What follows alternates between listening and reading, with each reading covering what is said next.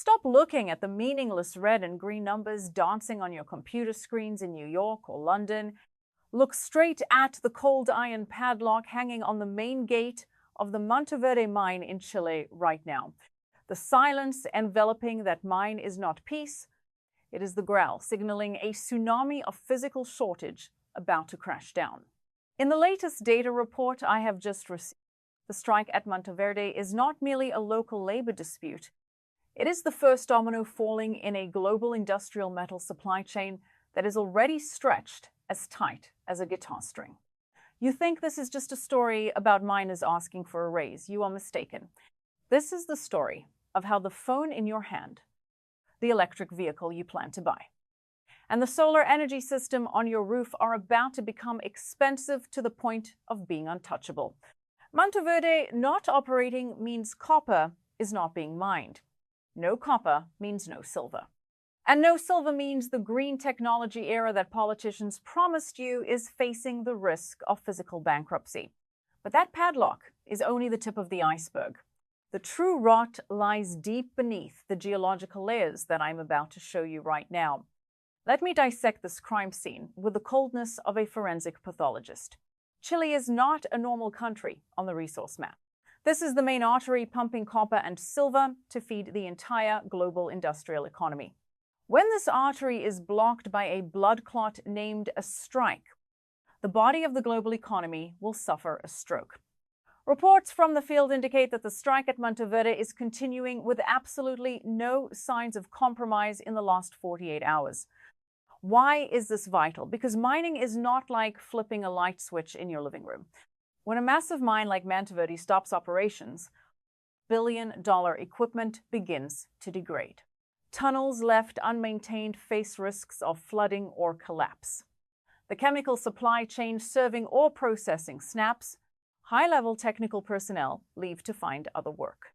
To restart a mine after a prolonged strike does not take a few days. It takes months, even quarters. During that dead time, the supply of metal to the market is around zero. The financial market, with its usual arrogance, is still pricing assets as if supply is infinite and one simply needs to pay more money to get goods. They have forgotten a basic law of physics. You cannot print copper or silver from the printing presses of the Federal Reserve. Paper money can be created in a millisecond with a mouse click. But a ton of copper ore requires millions of geological years to form and thousands of hours of hard labor to extract. This misalignment between the fiat illusion and physical reality is exactly where your wealth will be crushed if you are standing on the wrong side. But the problem at Mantoverde does not stop at the Chilean border. It is a symptom of a disease spreading across South America, a region that accounts for more than 50% of the world's silver production. We are witnessing a wave of resource nationalism and the rise of labor power in Mexico. Despite announcements regarding the end of the 18-year strike at the Cananea mine, do not be fooled by those optimistic headlines. A mine that has ceased operations for nearly 2 decades is like a dried corpse. Reviving it requires massive capital investment and time measured in years, not weeks. Meanwhile, in Peru and Chile, social instability is turning mines into hostages of political demands. Locals and unions have realized a truth that Wall Street tycoons deliberately hide. Without them, there is no metal. Without metal, the modern world stops spinning. They are using this leverage to demand a larger share, and who will pay for that increased cost? It is you, the final consumer. Cost-push inflation from the mine will transmit through the supply chain, from raw ore to concentrate, from smelters to component factories. And finally, it will hit your wallet in the form of skyrocketing goods prices. But if you think high prices are the worst thing, you are too naive. The worst thing is not high prices. It is having no goods to buy. Physical shortage is a scenario that modern economic models cannot calculate. When solar panel factories in China cannot find silver to maintain production lines, they will not care what the price is. They will panic. and the panic of industrial giants will suck dry every remaining reserve on Earth. This leads us to a concept I call the double deficit. On one hand, supply is strangled by strikes, lack of investment, and declining ore grades. On the other hand, demand explodes due to the green energy transition and militarization needs. You cannot build smart missiles, drones, or modern tanks without silver and copper. You also cannot build wind farms or solar farms without them. These two forces, decreasing supply and increasing demand, are crashing into each other at maximum velocity. And in the middle of that collision is the metal price. When Mantoverde closes, it creates a hole in the copper supply. But because silver is primarily a byproduct of copper and zinc mining, the silver supply is also cut off. This is something few amateur investors realize. The majority of the world's silver does not come from primary silver mines, but from polymetallic mines like Mantoverde. Therefore, a copper mine strike is a direct kinetic strike on the silver supply. Meanwhile, silver inventories on the COMEX and London exchanges have been net drawn down continuously for the last 3 years. Inventory levels are at a red alert. We no longer have a safety cushion to absorb the shock from Chile. Every day the strike lasts is another day we move closer to the force majeure moment. When suppliers declare they cannot deliver goods according to contracts because there is no physical inventory. At that point, the paper certificate of gold or silver ownership in your account will become worthless because it cannot be exchanged for real matter. But wait, this strike has a deeper layer of meaning that you must understand. It is a manifestation of the breakdown in the global social contract. For decades, Western countries exported inflation and pollution to developing countries in exchange for cheap resources. That model is dead. The miner in Chile no longer accepts starvation wages while multinational corporations report record profits. The Chilean government no longer accepts letting resources flow abroad with cheap tax rates. The Mantoverde event is the death knell for the era of cheap commodities from now on. To get a ton of copper or an ounce of silver, the world will have to pay its true price, including social and environmental costs.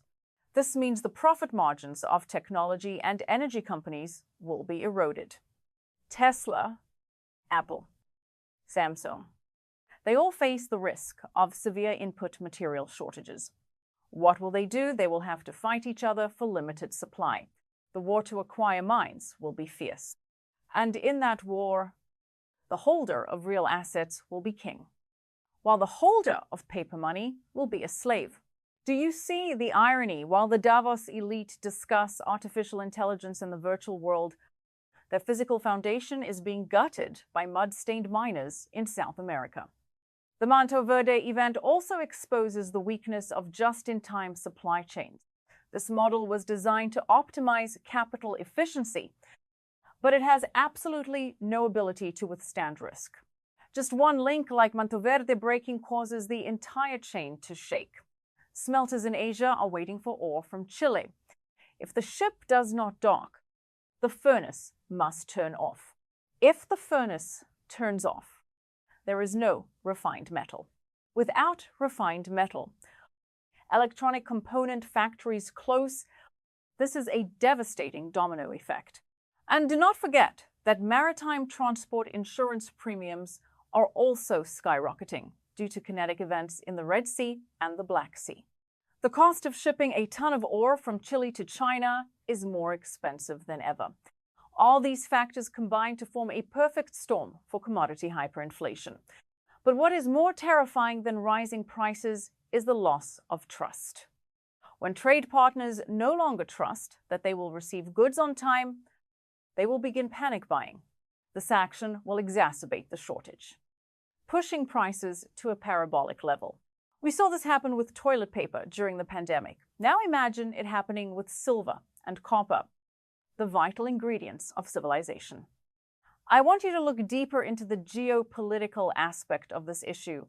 China currently controls the majority of the world's metal refining capacity, but they depend on raw ore sources from South America and Africa. The disruption of supply from Chile is a heavy blow to China's energy security. Beijing will not sit still. They will use diplomacy, economics, and even soft coercion measures to ensure supply.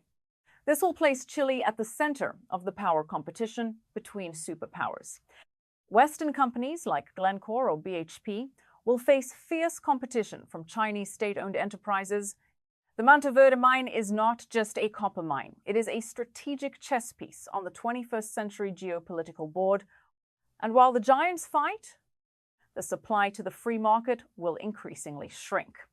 Retail investors like you will find buying physical gold and silver increasingly difficult. The price premium will widen to a ridiculous level. The paper price might be $50, but to hold a real silver coin in your hand, you might have to pay up to $100. That is when the paper market and the physical market officially divorce. So what happens next based on historical data regarding mine strikes in South America? I forecast that the situation at Mantoverde will not be resolved overnight. Union demands are usually very tough, and mining companies do not easily concede for fear of setting a bad precedent. This war of attrition will last many weeks, even months. During that time, global inventories will continue to be eroded to a tipping point. The shortage will become so obvious that it cannot be hidden. Commodity exchanges will have to change the rules of the game, increase margins, or even restrict physical delivery to protect bullion banks. But those administrative measures are like using a Band-Aid to cover a bullet wound. It cannot stop the bleeding. The blood here is the trust in the fiat monetary system. When people realize that money cannot buy essential goods, money will lose value at a galloping speed. Gold and silver will become the only measure of real purchasing power. But that is not all. The real danger lies in the psychological contagion effect. The success, if any, of the strike at Mantoverde will be an inspiration for miners in Peru, Mexico, and even Africa. We may witness a miners' spring, where a series of major mines around the world simultaneously stop operations to demand rights. If that scenario happens, global metal supply will drop by 20 to 30%. That is a supply shock the world has not witnessed since the 70s. In that context, a triple-digit silver price is not a fantasy. It is an inevitable valuation adjustment to balance supply and demand. Those holding paper assets will be incinerated. Those holding real assets will be protected. This is not investment advice. This is a survival warning. Look at how the market has reacted in recent days. Although bond yields increased and the dollar strengthened, gold and silver prices still held firm, even growing. This breaks every traditional correlation rule. Why? Because smart money has smelled the smoke from the supply chain. They know that Mantoverde is just the beginning. They are silently accumulating physical positions, leaving the crowd with worthless debt papers. Where are you in this great wealth transfer? Are you watching or are you acting? Do not let apathy lull you to sleep. When the shortage storm hits, it will not knock on the door asking if you are ready. It will sweep away everything not anchored to real value. Governments will try to intervene with price controls and quotas. But history has proven that price controls only lead to more severe scarcity and exploding black markets. You will have to buy silver from the black market at cutthroat prices, or you will have nothing.